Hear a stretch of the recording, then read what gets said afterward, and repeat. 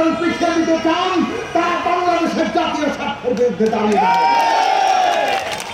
জনগণকে ঐক্যবদ্ধ করে সেই সমস্ত ষড়যন্ত্র আমাদের রুখে দিতে হবে।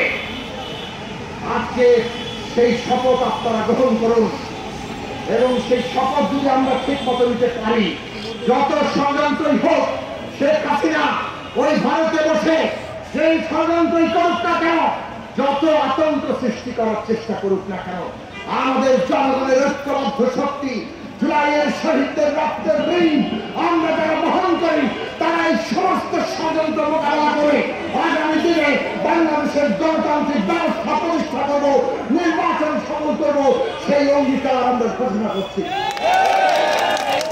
আমাদের মাথা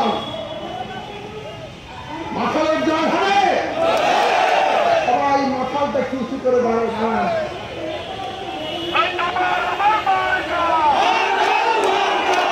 এই মাথাল মার্কা নিয়ে আমরা জনসংহতির প্রার্থীরা আগামী নির্বাচনে মোকাবেলা করবো।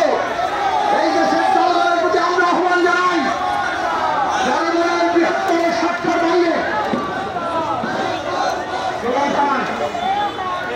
স্লোগান থামান, বসে পড়ুন। আগামী নির্বাচনে অংশগ্রহণ করবে, আমরা জনগণের কাছে আহ্বান জানাই, আমাদের প্রতিষ্ঠা লগ্ন থেকে জনগণের বৃহত্তর স্বার্থের বাইরে আমরা অন্য কোনো স্বার্থ নিয়ে এক পদক্ষেপ নেই নাই। আমরা সর্বত জনগণের বৃহত্তর স্বার্থের পক্ষে আমাদের সমস্ত তৎপরতা পরিচালিত করেছি।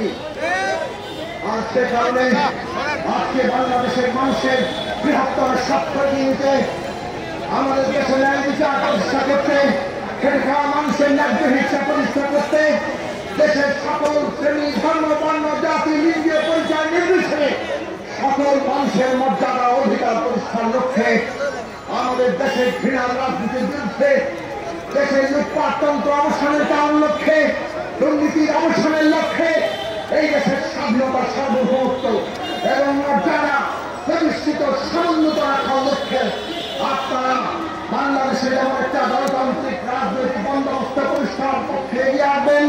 বাংলাদেশের মাথাল মার্কায় ভোট দিয়ে মাথালের লোক প্রতিনিধিদেরকে জয়ী করে বাংলাদেশের সম্মানকে দিয়ে দেবেন, সেই আশাবাদ রেখে আমি আপনাদের সকলকে ধন্যবাদ জানিয়ে